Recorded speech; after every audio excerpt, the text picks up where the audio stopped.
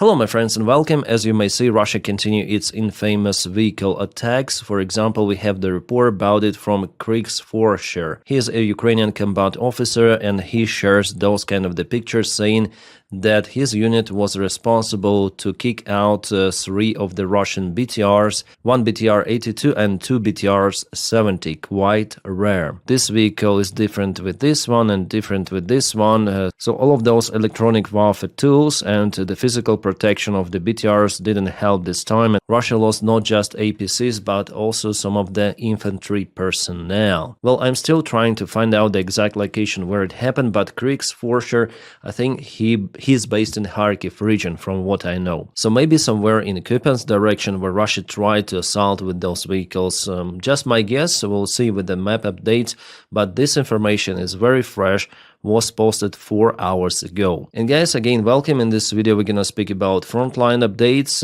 recent news around Ukraine, and not only some of the kabooms which happened in Russia and sadly also in Ukraine.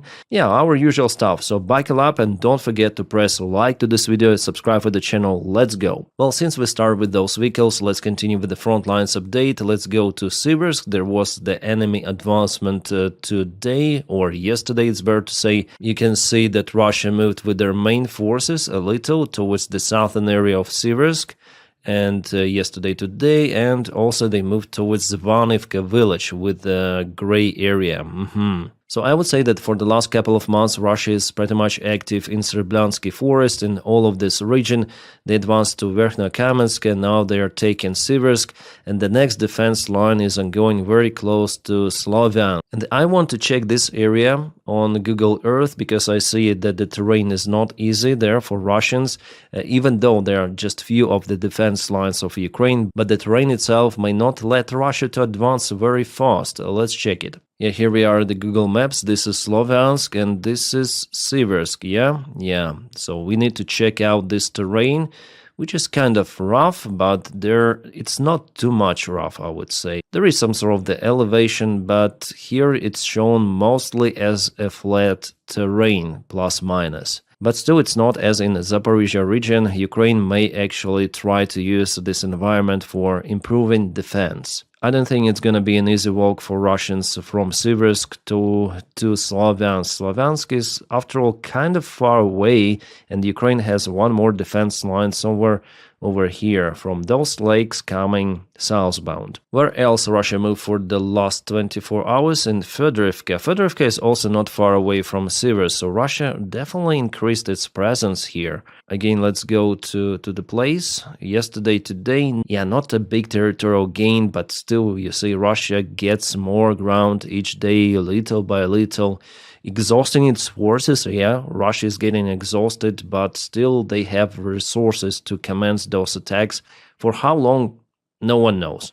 It may take even 2-3 years for Russia to take Sloviansk, Kramatorsk and Konstantinovka. There are some of the pessimistic forecasts, optimistic forecasts, but what is clear that after occupation of Pokrovsk and Mirnograd, which will happen for sure, Russia will concentrate its efforts to advance from the south, trying to bypass those settlements from the western flank. Southwest flank is better to say, yeah? By the way, in Mirnograd, I see there are some of the changes. Russia moved towards this populated or previously populated area. It was yesterday and it is today. Light advancement, but still.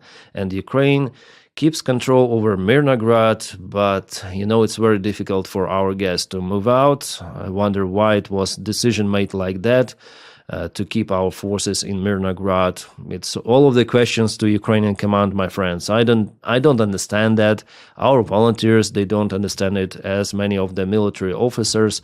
So our guys are basically, I would say, even now encircled. Yes, this bottleneck is not that tight, but there is already a presence of some of the small Russian groups on the way out, and the way into Mirnograd. Supplies are not possible to commence. Only drones may deliver something to Mirnograd. And about the number of the soldiers here, I was asked many of the questions. Different data is coming, but could be up to 1,000 Ukrainian troops, up to 1,000. That's what I know. So several hundreds of Ukrainian soldiers could be now in Mirnograd, and the only way for them to secure themselves is to get out with the small groups. And from the information I also obtained, again, it's not 100% correct, but probably it is correct, that our guys already have received the order to withdraw from Mirnograd. Which is kind of late, but it's better than too late.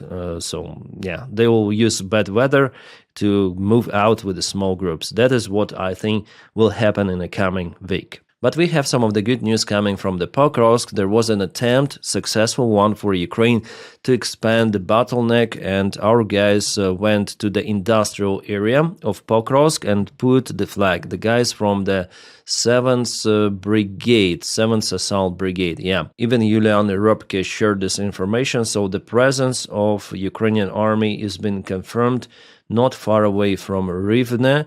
This is the crucial place. It says that actually Russian presence is here and there. There could be some of the Russian forces even further to the north, but those are just few of the soldiers.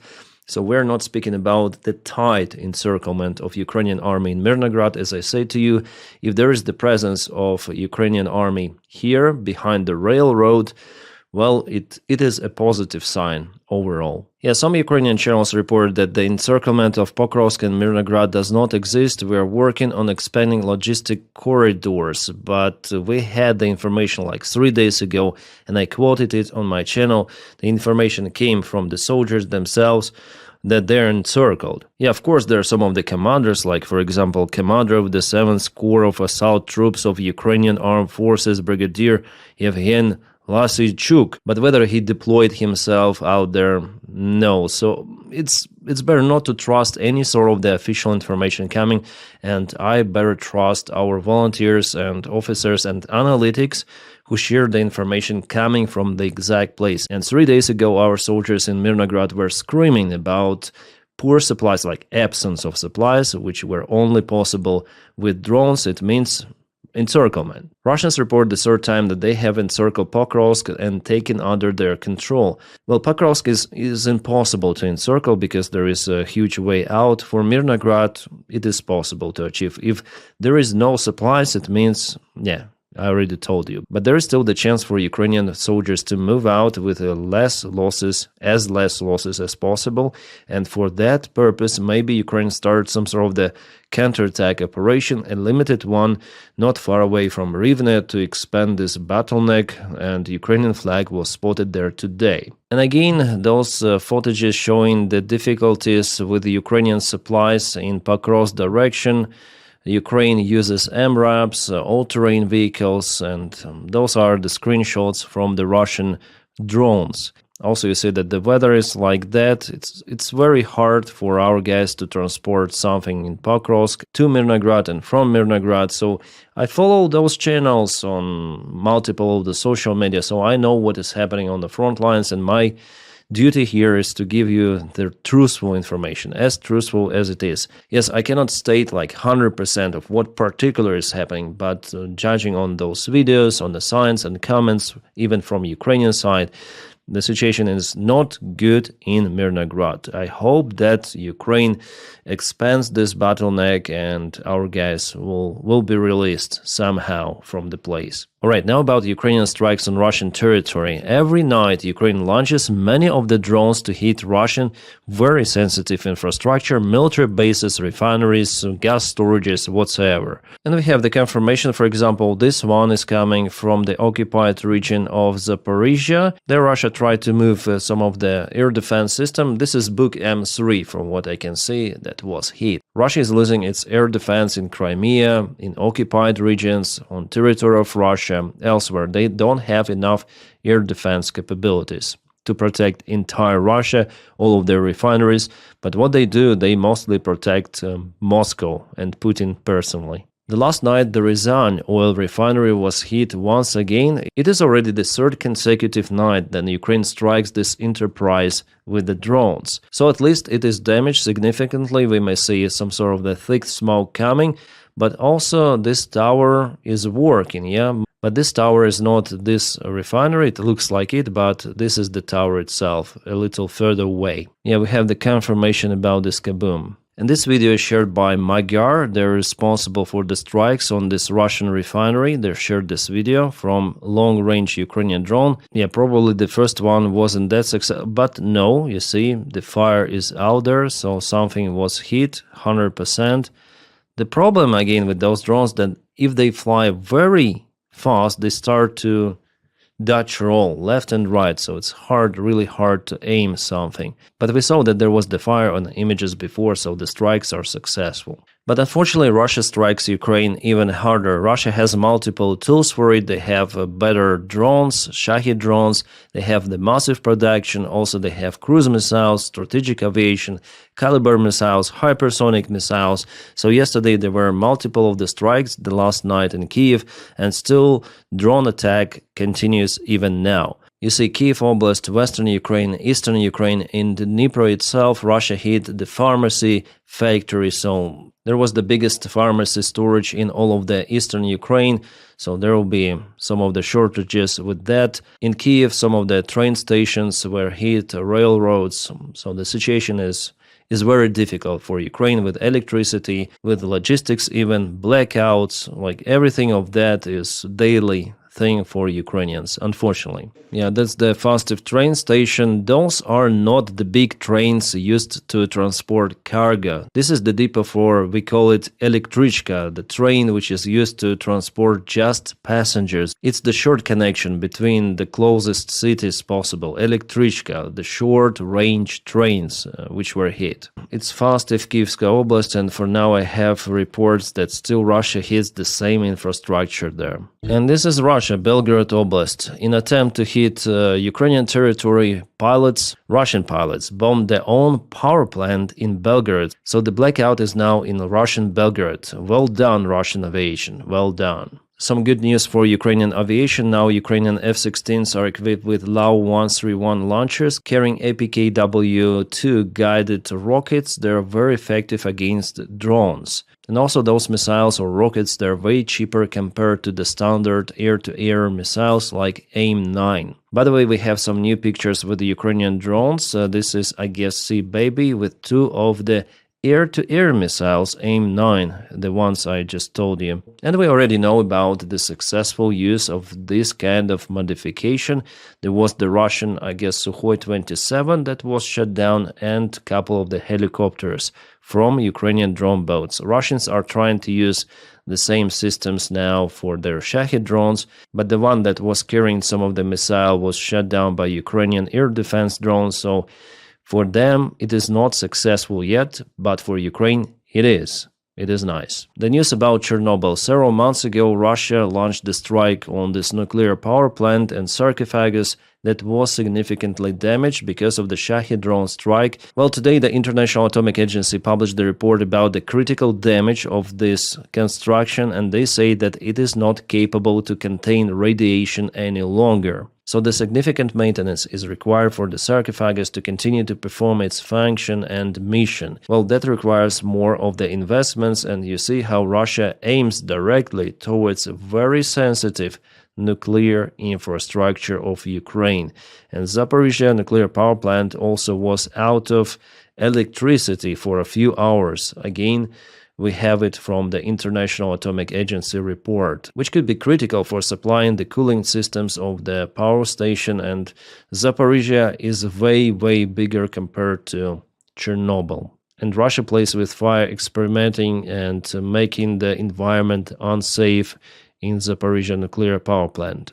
Alright, so-called peace talks, but we have to say about those because they're some of the news related to this blah blah blah happening. For example, Zelensky spoke with Trump advisors directly, so Witkoff and Kushner, today for almost 2 hours. According to Axios source and Reuters, they even spoke about the territorial concessions of Ukraine, and for sure Ukraine will not agree on any sort of the territorial concessions to give voluntarily some of the lands to Russia. It's already evident that Ukraine will never sign this kind of the document. And even if Ukraine had signed it, well, Russia would not agree on that. So I feel like a psychiatrist doctor, then we discuss this American side involved in those negotiations. For them it is like a business project. Not like, but it definitely is. They want to earn money in cooperation with Russia, and Ukraine is just an obstacle. They want to get rid of this obstacle no matter what. They want to stop the war in Ukraine, and the occupation of Ukrainian territories is like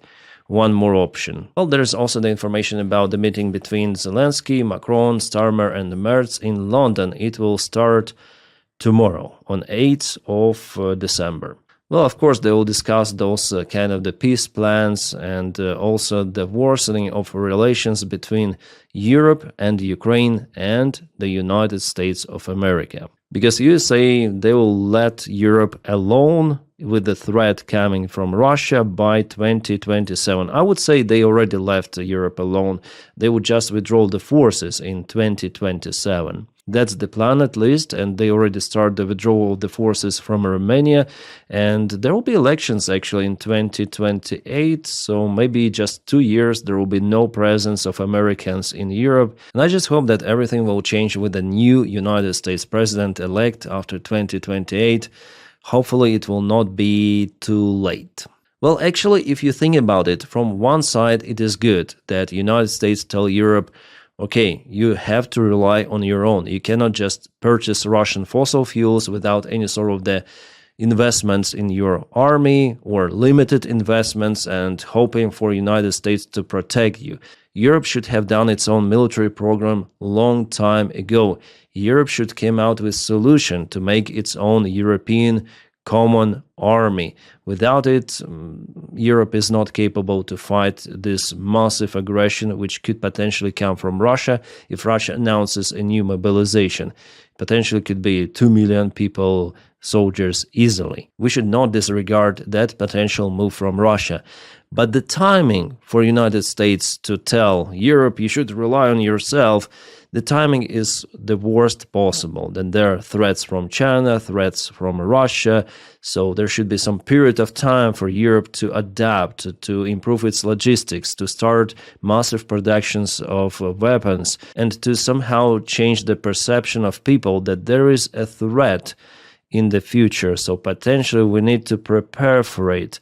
You don't need to explain it to ex-Soviet countries or the countries which were under the Soviet influence, like for example Baltics, Poland. They understand the real threat, so for example Poland is boosting its army very, very high, uncomparable to the rest of the European countries, and Baltic states, they're getting ready, and I'm sure that they're more ready for defense compared to multiple other countries. Finland also, I think, but the more you go to west, the less understanding there is that this potential threat from Russia is actually very possible. Yeah, we'll see how it goes. I hope Russia will not be so stupid to start one more massive confrontation, a hot stage of war against NATO, but they might do it. We should expect this variant absolutely. By the way, about Poland and United States, because United States want to withdraw its forces from Europe, they propose Poland to purchase Stryker APCs, Army Personnel Carrying Vehicles, for a symbolic price. From what I understood, $1 per vehicle, but Poland, after all, will have to invest into the maintenance of those. We're speaking about 250 of Strykers, potentially could appear in Polish forces. It is good. I would say that American vehicles are fantastic. They save the lives of our soldiers. They have very robust armor, mine protection, Bradleys, they're superb, as well as those Strykers. They're awesome. The only downside is the price, but overall, those are fantastic. All right, about this Tomahawk drama, we have the clarification from the ex-United States ambassador in Ukraine, William Taylor. She said that Pentagon actually finalized this deal, and it was just Donald Trump who stopped it and stalled completely. For now, no one says about supplyment of those missiles to Ukraine, but physically, we know that it is possible. Yeah, the limited number of the ground launchers, but still, it is possible. And it was Witkoff who suggested Putin to call Donald Trump just before the meeting with Zelensky, so Trump and Putin talk, and that deal was cancelled just as an outcome of this conversation. Trump said about it himself that he made up the decision about Tomahawks. Remember, yeah? Like 1 week before the meeting with Zelensky, he said that, well, yeah, here we go. Witkov is playing for Russia. The good news for Ukraine that average Americans, you guys who watch this channel, I mean my American audience, you continue to support Ukraine. So according to the recent poll, 64% of Americans support sending additional United States weapons to Ukraine, the highest ever collected data by the Reagan National Defense Survey. The highest ever, freaking ever. And does Donald Trump follow the will of his people? Absolutely not. People understand what is happening, that United States, it's the interest of the United States to make Europe safe. And the only possibility is not to make business deals with aggressor state, but to support Ukraine with its fight for independence, to defend itself physically. Russia may only stop physically. History teaches us that all of the deals, agreements with Russia, they worth basically nothing. Russian signature is useless. Yeah, of course, I'll repost and share it. I have my Twitter account, but I use it to follow those guys like Preston Stewart and many others, OSINT Analytics, and share my videos out there as links. That's it.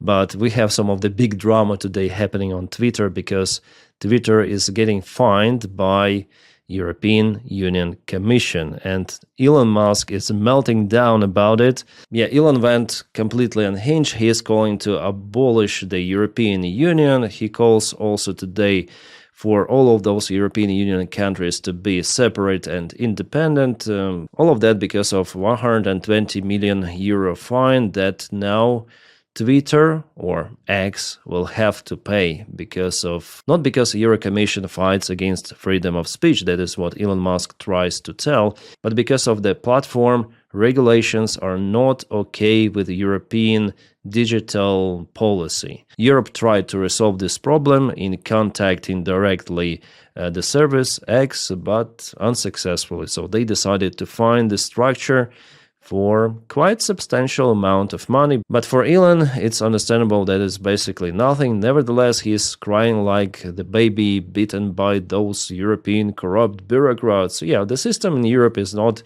ideal, but it's better than to have those kind of the influencers unhinged totally in Europe. They want to dismiss European Union as the bloc. For those corporate greedy bastards, it's of course better for Europe to be disintegrated. A good old divide and rule, that is what they want. They want corporations to be on top of those regulations and governments. It's not the first fine for American company. Meta got those fines, Facebook, Google. No one was screaming that much as Elon. And even American politicians, J.D. Vance, Rubio, oh, what is happening? European Union, it is bad. Yeah, yeah, we know how it is bad, and luckily Europeans, they have their own policy. Yeah, lots of the bureaucracy there, but still it is better than those pricks. Yes, the European Union should be abolished and sovereignty returned to individual countries so that the governments can better represent their people. It's like saying United States should be abolished and all of the states should get their own sovereignty to better represent local people. Something like that, yeah? Or you may say the same stuff for Russia. And by the way, Russia blocked this platform on its own territory. And Russia, Medvedev and Kirill Dmitriev, they started to tell, oh, repressions from European Union. Yeah, Kirill Dmitriev retweeted Secretary Marco Rubio. European Union's fatal mistake, chosen censorship over debate, ideology over reality, mass migration over security, and green dogma over industry. Says the Putin's friend, where everything is blocked, where people are in prison for saying some of the wrong word towards Putin. It's the highest possible level of hypocrisy, absolutely highest. Kirill Dmitriev himself is forced to use a VPN to make this sort of the tweet. His location was France. Yeah, the Russian government has banned X. Russian citizens cannot access X without VPN service. And Elon never ever complained about that one. Absolutely. He just complains about EU. And Medvedev is like, exactly, yeah, Europe is bad. The idea for Russia, like, it's the best possible scenario for Russia. for United States and for Europe to not be in a friendship or in common even defense alliance. For them, it's better to create this some sort of the beef between partners or allies, you may call them, if United States is still an ally for you, if this is happening. Withdrawing the forces, support from Ukraine, from EU, and tweeting that stuff, yeah. Very bad. I like the response of Radoslaw Sikorski, the foreign minister of Poland. How long before the EU is gone? Abolish the EU. He says to Elon, go to Mars. There is no censorship on Nazi salutes there. Exactly. The perfect response. And by the way, I filmed a separate video about that one on my Captain Dennis channel. Guys, if you are interested in some of the other videos that I film about politics, about what is happening in the world, also I stream there every day. You may find this channel in the video description just below. And today we have reached 27,000 subscribers, which is outstanding. And soon there will be 300 videos. Wow. Well, on this channel, it's more than 1,500 already. Crazy number. I'm here daily for you. That's why, by the way, your support is very important on Patreon and membership of the channel. Because of it, you keep me running, guys. It is my full-time job, so if you have this opportunity, you may also support me on Patreon and membership. And coming back to the military support of Ukraine, as you may see, here blue is support from Europe and black is the support coming from the United States of America. Here is then Donald Trump blocked the military support in Congress, and by the time Ukraine lost Avdiivka. And here, you may see nothing black is here in this graph. It means that all of the support is coming from European Union. Yeah, some of the American weapons are out there, but Europe pays for it. That's why we see only blue color. And we also see how it dropped down. So Biden tried to boost it before he left with all of this, but now it's gone completely. But in fact, for Ukraine to conquer Russian attacks, it should be something like that. Common support should be boosted by multiple of the times, but we don't see it even in a close perspective. And just for laugh, let's watch this video from Ukrainian trenches.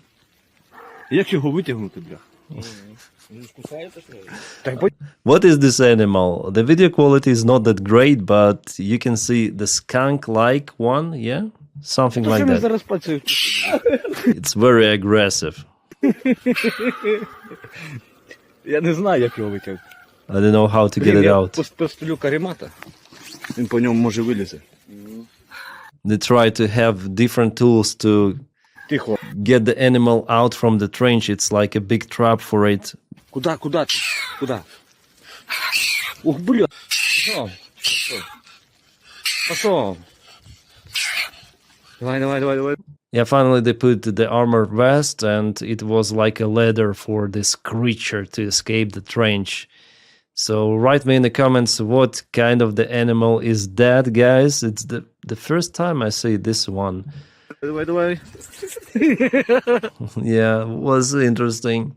Yeah, it happened somewhere in Ukraine. I sometimes see animals on those videos, but this one I see for the first time. And already it turned to the meme. Of course, yeah, 100%. But it's not a skunk. It has a different color, but from the same family as the skunk. So tell me, what is this one? And guys, again, thanks for supporting my job on Patreon and membership. If you don't have this opportunity to support me like that, just press your like to this video and subscribe for the channel, because it boosts this video in YouTube algorithms. That really helps me a lot. Thank you so much for it as well. I wish you all a peaceful sky wherever you are, and have a great time.